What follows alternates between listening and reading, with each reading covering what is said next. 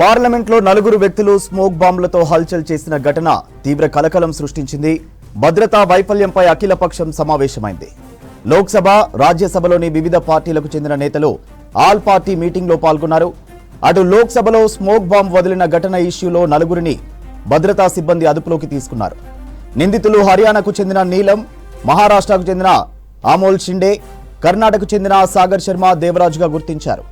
అటు parliament winter sessions జరుగుతుండగానే మధ్యాహ్నం ఇద్దరు ఆగంతకులు సందర్శకుల గ్యాలరీ నుంచి సభలోకి స్మోక్ బాంబు వదలడం తీవ్ర కలకలం రేపింది. మధ్యాహ్నం 1 గంట టైంలో లోక్సభ గ్యాలరీ నుంచి ఓ వ్యక్తి సభలోకి దూకగా మరో వ్యక్తి స్మోక్ బాంబును సభలోకి విసిరారు. ఆగంతకుల చర్యతో సభలోని ఎంపీలంతా భయభ్రాంతులకు గురయ్యారు. లోక్సభలోకి దూకిన వ్యక్తి ఎంపీలు కూర్చునే టేబుళ్లపైకి ఎక్కి నల్ల చట్టాలను బంద్ చేయాలంటూ స్లోగన్స్ ఇచ్చినట్టు తెలుస్తోంది. సభలోకి దూకిన వ్యక్తిని పట్టుకున్న ఎంపీలు తర్వాత భద్రతా సిబ్బందికి అప్పగించారు. సభాపతి స్థానంలో ఉన్న BJP MP Rajendra Agarwal alert అయి సభను తక్షణమే వాయిదా వేశారు. మరోవైపు అదే టైంలో పార్లమెంటు భవనం బయట ఇద్దరు వ్యక్తులు ఆందోళనకు యత్నించారు. పసుపు, ఎరుపు రంగు స్మోక్ ను వదిలారు. అలర్ట్ అయి దీంతో వారిని భద్రతా సిబ్బంది వెంటనే అదుపులోకి తీసుకున్నారు. వీరిలో మహిళ ఉన్నట్టు పోలీసులు గుర్తించారు. పార్లమెంట్లో జరిగిన ఘటనలపై విచారణకు పోలీసులను ఆదేశించామని లోక్సభ స్పీకర్ ఓం బిర్లా తెలిపారు. సభలో దుండగులు స్ప్రే చేసింది స్మోక్ మాత్రమేనని విచారణలో తేలిందని చెప్పారు. ఇక అటు పార్లమెంటుపై ఉగ్రదాడి జరిగి 22 ఏళ్లు పూర్తయిన రోజే ఘటన చోటు చేసుకుంది. 2001 డిసెంబర్ 13న లష్కరే తోయిబా, జైషే మొహమ్మద్ ఉగ్రవాదులు పార్లమెంటు ప్రాంగణంలోకి చొచ్చుకొచ్చి కాల్పులకు తెగబడ్డారు. ఈ దాడిలో 9 మంది అమరులయ్యారు. తర్వాత ఉగ్రవాదులను సెక్యూరిటీ సిబ్బంది కాల్చి చంపారు. మరోవైపు పార్లమెంటు ఘటనలో మొత్తం 4 అరెస్ట్ చేసింది భద్రతా సిబ్బంది. హర్యానా, మహారాష్ట్ర, కర్ణాటకకు చెందిన వారిగా గుర్తించారు. హర్యానాకు చెందిన నీలం, మహారాష్ట్రకు చెందిన అమోల్ షిండే, కర్ణాటకకు చెందిన సాగర్ శర్మ, దేవరాజుల పేర్లు తెలిపారు అధికారులు. హర్యానాలోని హిస్సార్, మహారాష్ట్రలోని లాతూర్, కర్ణాటకలోని మైసూర్ ఏరియాలకు చెందిన వారిగా గుర్తించారు. మహిళలపై అత్యాచారాలకు వ్యతిరేకంగానే నిరసన తెలిపామన్నారు నిందితులతో వచ్చిన మహిళ నీలం. నిరుద్యోగానికి నిరసనగా, దమనకాండకు నిరసనగా దాడికి పాల్పడ్డామన్నారు. కేంద్ర ప్రభుత్వ నియంతృత్వ ధోరణికి నిరసనగా దాడికి పాల్పడ్డామని తెలిపింది నీలం. తమ వెనుక ఏ పార్టీలు, సంఘాలు లేవని తెలిపింది. డీటెయిల్స్ మదార్ అందిస్తారు. మదార్, లోక్సభలో స్మోక్ బాంబ్ ఘటనకు సంబంధించి డీటెయిల్స్ ఏంటి? సూర్య, నలుగురిని కూడా అదుపులోకి తీసుకున్నారు. నలుగురిని అదుపులోకి తీసుకున్న తర్వాత ఇప్పుడిప్పుడే తాజా సమాచారం అంతా ఉంది. వారు కేవలం మహిళల పైన జరుగుతున్నటువంటి దాడులు, నిరుద్యోగము, అలాగే కేంద్ర ప్రభుత్వం అనుసరిస్తున్నటువంటి నియంతృత్వ పోకడకి వ్యతిరేకంగానే తాము ఈ దాడికి పాల్పడినట్లుగా వారు తెలిపినట్టుగా తెలుస్తూ ఉంది.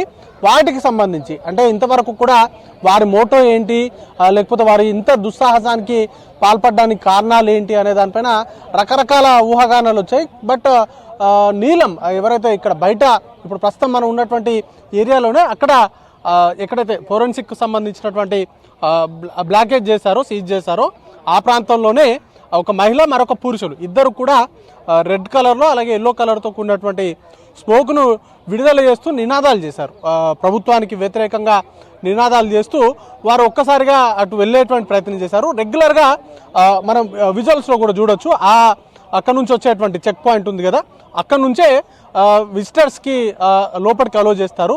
చెక్ పాయింట్ అది. అక్కడ పూర్తిగా చెక్ చేసిన తర్వాత మాత్రమే పాసెస్ ఎవరికైతే ఉంటాయి విజిటర్స్కి సంబంధించి, ఎంపీలు కానీ అలాగే పార్లమెంటులో పార్టీలకు సంబంధించి కొన్ని ఆఫీసెస్ ఉంటాయి, పార్టీకి సంబంధించిన ఆఫీసెస్ ఉంటాయి. ఆ ఆఫీస్లో పనిచేసేటువంటి కార్యదర్శి స్థాయిలో ఉన్నటువంటి వాళ్ళు మాత్రమే వారికి పాసెస్ అనేది కూడా ఇస్తూ ఉంటారు. ఇక ఎంపీలకు సంబంధించి ఎంటర్ అయ్యేటువంటి చెక్ పాయింట్ ప్రస్తుతం మనం విజువల్స్లో చూడొచ్చు.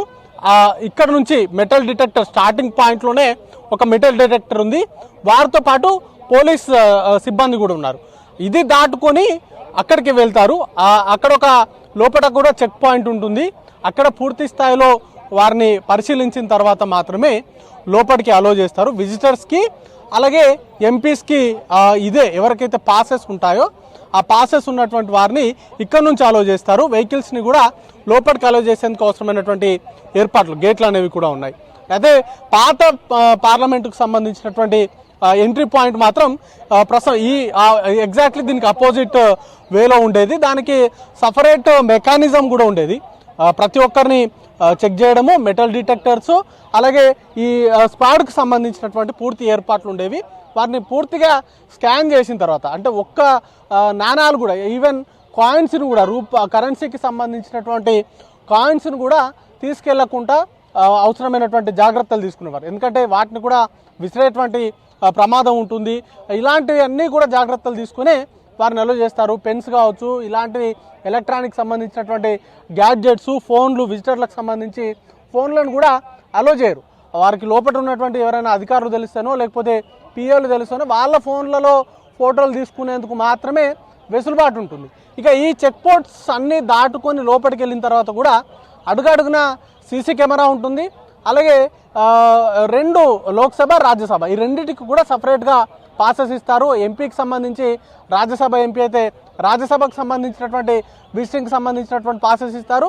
లోక్సభకు సంబంధించిన ఎంపీలు లోక్సభకు సంబంధించి ప్రొసీడింగ్స్ చూసేందుకు, అది కూడా విజిటర్స్ గ్యాలరీ వరకు మాత్రమే వారికి అనుమతి ఉంటుంది. అది కూడా నిర్దిష్టమైన టైం ఉంటుంది. 1 గంట వరకు మాత్రమే పర్మిషన్ ఉంటుంది. ఆ గంటలోపు మాత్రమే వారు సభకు సంబంధించినటువంటి ప్రొసీడింగ్స్ అనేది కూడా చూసేందుకు అవకాశం ఉంటుంది. ప్రస్తుతం ఈ పాస్కి సంబంధించి వారు తీసుకున్నటువంటి పాస్ ఇది. దీంట్లో సాగర్ శర్మ అనేటువంటి పేరుతోటి ఈ పాస్ తీసుకున్నారు. దాంతోపాటు డేట్, అలాగే ఎవరైతే ఎంపీ ఆథరైజ్డ్ ఎంపీకి సంబంధించి రిఫర్ చేసినటువంటి ఎంపీకి సంబంధించి ప్రతాప్ సిన్హా అనేటువంటి పేరుతోటి ఈ లెటర్ అనేది కూడా తీసుకున్నారు. దాంతోపాటు 4 వచ్చినటువంటి వ్యక్తుల్లో 3 వేరువేరు ప్రాంతాలకు సంబంధించిన వ్యక్తులు కావడం కూడా మనం చూడవచ్చు. ఒక ఇద్దరు కర్ణాటకకు సంబంధించిన మైసూరు ప్రాంతానికి సంబంధించిన వారు, మరొకరు మహారాష్ట్ర, మరొకరు హర్యానా. ఈ 3 వేరువేరు రాష్ట్రాలకు సంబంధించినటువంటి వారందరూ కూడా 20 సంవత్సరాల లోపు ఉన్నటువంటి వ్యక్తులే కావడము. అలాగే వారు ఏదైతే ఉందో నల్ల చట్టాలకు సంబంధించి వారు వాటిని వెనక్కి తీసుకోవాలి, అలాగే మహిళలపైన జరుగుతున్నటువంటి దాడులు కావచ్చు, నిరుద్యోగానికి సంబంధించినటువంటి అంశాలపైన కేంద్ర ప్రభుత్వం స్పందించాలనేటువంటి డిమాండ్ చేయడము, అలాగే ఆ దాడి ఈరోజు వారు చేసినటువంటి నిరసన ప్రయత్నంలో తమ వెనుక ఏ పార్టీ లేదు అనేటువంటి స్టేట్మెంట్ అయితే ఇచ్చినప్పటికీ కూడా వాటిపైన ఎవరైనా ఉన్నారా, లేకపోతే ఇది ఉగ్రకోణమా, లేకపోతే ఏంటి అనే దానిపైన కూడా పూర్తి స్థాయిలో విచారణ అనేది కూడా జరుగుతూ ఉంది. ప్రస్తుతం అఖిలపక్ష సమావేశం అయితే నడుస్తూ ఉంది. ప్రస్తుతం భద్రతకు సంబంధించినటువంటి అంశాలపైన ఎంపీలందరూ కూడా వారి కన్సర్న్ని వ్యక్తం చేస్తూ ఉన్నారు, భయాందోళనను కూడా వ్యక్తం చేస్తూ ఉన్నటువంటి నేపథ్యంలో అఖిలపక్ష సమావేశాన్ని ఏర్పాటు చేశారు. కొద్దిసేపటి క్రితమే సిఆర్పిఎఫ్కు సంబంధించినటువంటి డీజీ ర్యాంకు అధికారి కూడా ఈ సమావేశంలో పాల్గొన్నారు. మరోవైపు హోంశాఖకు సంబంధించి కార్యదర్శి అజయ్ భల్లా కూడా ఈ సమావేశంలో పాల్గొన్నారు. కీలకమైనటువంటి నేతలు ఎవరు కూడా ఈరోజు అంటే ప్రధాని కావచ్చు, లేకపోతే హోంశాఖ మంత్రి, కీలకమైనటువంటి నేతలందరూ కూడా మధ్యప్రదేశ్ సీఎం ప్రమాణ స్వీకారానికి వెళ్ళారు. అలాంటి రోజు ఈ ఘటన జరగడం, ముఖ్యంగా స్మోక్ దాడి చేయడం, క్యానాన్స్ ఎలా తీసుకెళ్లారు, ఇంటర్నల్గా ఎవరైనా సహకరించారా, లేకపోతే వారే మెటల్ డిటెక్షన్ కావచ్చు, లేకపోతే ఇతర భద్రతాపరమైనటువంటి చెక్కింగ్స్లో దొరకకుండా జాగ్రత్తలు తీసుకొని లోపలికి తీసుకెళ్లారా అనే దానిపైన కూడా దర్యాప్తు అనేది కూడా సాగుతూ ఉంది. ఇప్పటికే షూస్లో ప్రత్యేకంగా కొంత పెద్ద సోల్ ఉన్నటువంటి షూస్ను ఉపయోగించి దాంట్లో ఆ స్మోక్ కెనాన్స్ని తీసుకెళ్ళినట్టుగా కూడా చెప్తా ఉన్నారు. అయితే ఎంపీకి సంబంధించి అంటే తెలియకుండా ఏమాత్రము పరిచయం లేనటువంటి వ్యక్తులకి ఇలాంటి లోక్సభకు సంబంధించినటువంటి పాసెస్ అయితే ఇవ్వరు. పూర్తి స్థాయిలో వారికి సంబంధించినటువంటి అన్ని వివరాలు తీసుకుంటారు. ఆధార్ కార్డు కావచ్చు, మొబైల్ నెంబరు, అలాగే ఢిల్లీకి సంబంధించి వచ్చి ఎక్కడ ఉంటున్నారు, వారికి సంబంధించినటువంటి అన్ని వివరాలను కూడా తీసుకుంటారు. వాటికి సంబంధించి ఎవరైతే ఎంపీ ఆథరైజేషన్ ఇస్తారో అంటే రిఫర్ చేస్తారో వారు దానికి సంబంధించినటువంటి పూర్తి బాధ్యత అనేది కూడా తీసుకోవాల్సినటువంటి అవసరం ఉంటుంది.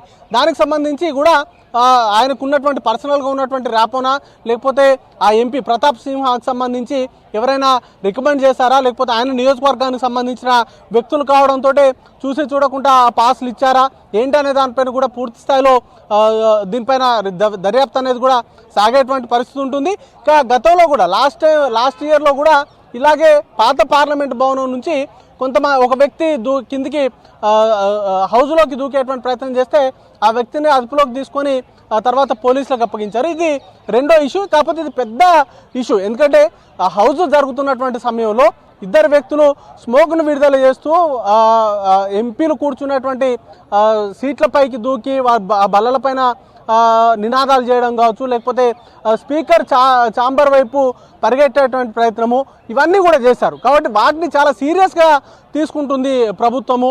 ఎందుకంటే అంతర్జాతీయ సమాజం ముందు, అంటే భారతదేశానికి సంబంధించినటువంటి అత్యున్నత సెక్యూరిటీ ఉండేటువంటి ప్రాంతము, లేకపోతే భారత ప్రజాస్వామ్యంలో పార్లమెంటుకు ఒక సముచిత స్థానం ఉంది. అలాంటి భవనం పైన ఈరోజు ఈ దాడి చేసేటువంటి ప్రయత్నం చేయడాన్ని తీవ్రంగా పరిగణిస్తూ ఉన్నారు. దానికి సంబంధించి ఇప్పటికే లోక్సభ అలాగే రాజ్యసభల్లో కూడా ఎంపీలందరూ కూడా దానిపైన భద్రతకు సంబంధించినటువంటి అంశాలపైన హోంమంత్రి ఏకంగా సమాధానం చెప్పాలి, ఈరోజు జరిగినటువంటి ఘటనలపైన ఆయన వివరణ ఇవ్వాలి, ఇలాంటి ఘటనల విషయంలో చాలా సీరియస్గా ఉండాలి అనేటువంటి కన్సర్న్స్ కూడా వస్తున్నాయి. కాబట్టి అన్ని అంశాలపైన కూడా దర్యాప్తు జరిగేటువంటి అవకాశం ఉంది. ఇప్పటికే ఈ బయట ఏదైతే ఆందోళన జరిగినటువంటి ప్రాంతానికి ఫోరెన్సిక్ సంబంధించినటువంటి అధికారులు వచ్చి ప్రతి ఎవిడెన్స్ను కూడా సేకరించారు, వాటికి సంబంధించి ల్యాబ్కి తీసుకెళ్లారు. మరోవైపు ఆ నలుగురిని కూడా పార్లమెంటు స్ట్రీట్ పోలీస్ స్టేషన్కి తరలించారు. వారి దగ్గర నుంచి కూడా వివరాలు తీసుకుంటున్నారు. అయితే ఆ పార్లమెంట్లో లోపల స్మోక్ని విడుదల చేసినటువంటి సమయం కావచ్చు, అలాగే ఎంపీలకు సంబంధించి స్థానాల్లోకి వెళ్ళి ఆ వ్యక్తి చేసినటువంటి హడావిడి సందర్భంలో తెలుగు ఎంపీ ముఖ్యంగా గోరంట్ల మాధవ్ ఆ వ్యక్తిని పట్టుకొని అదుపులోకి తీసుకొని పోలీసులకు అప్పగించినట్టుగా కూడా తెలుస్తూ ఉంది. దానికి సంబంధించి కూడా ఆయన ఆ సందర్భంలో వారిని పట్టుకున్నటువంటి సందర్భంలో మేమేమి దేశ ద్రోహులం కాదు, కేవలం మేము దేశభక్తులం, మమ్మల్ని ఎవరు కొట్టద్దు అంటూ కూడా దాడిలో ఎవరైతే ఉన్నారో వారు అరిచినట్టుగా తెలుస్తూ ఉంది, ఆయన చెప్తా ఉన్నారు.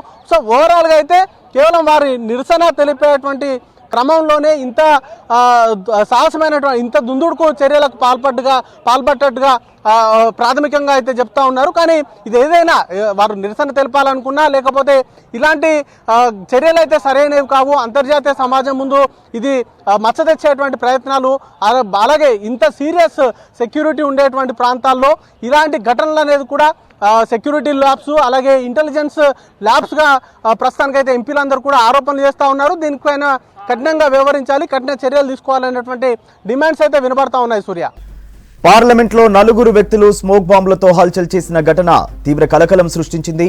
భద్రతా వైఫల్యంపై అఖిలపక్షం సమావేశమైంది.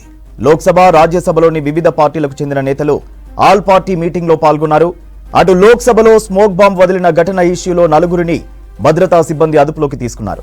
నిందితులు హర్యానాకు చెందిన నీలం, మహారాష్ట్రకు చెందిన అమోల్ షిండే, కర్ణాటకకు చెందిన సాగర్ శర్మ, దేవరాజ్ గా గుర్తించారు.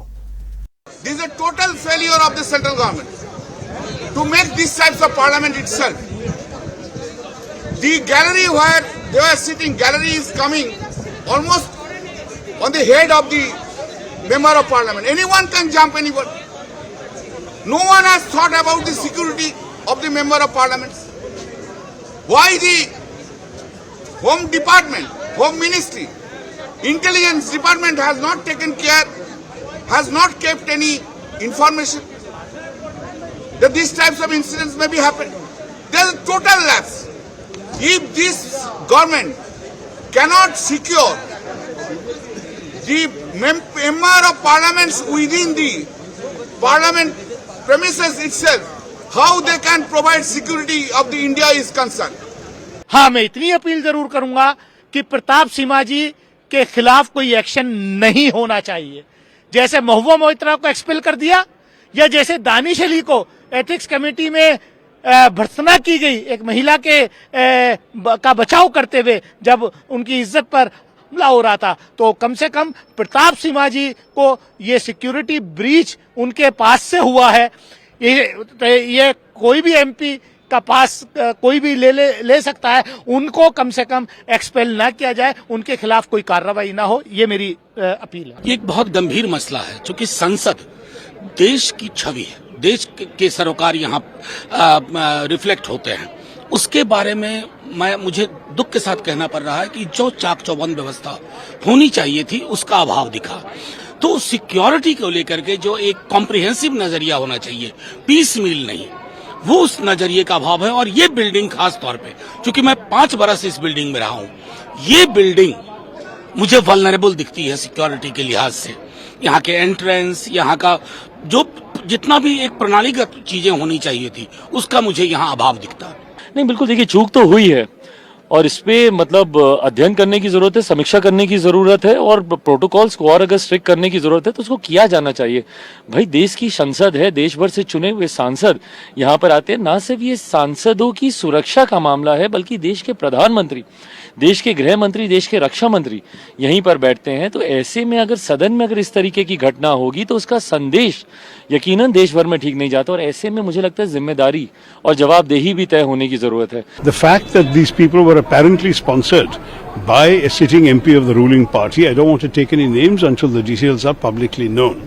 Secondly, that these fellows smuggled in these smoke pistols, which shows a very serious security lapse. Thirdly, that not only did they fire the pistols, they leapt into the floor, they shouted some slogans which are not audible to some of us, but the fact that they did that is better than if they had actually tried to kill people. This is the anniversary of a tragic assault in Parliament where 7 of our people died. I mean, we can't, take these matters lightly. The new building does not seem to be configured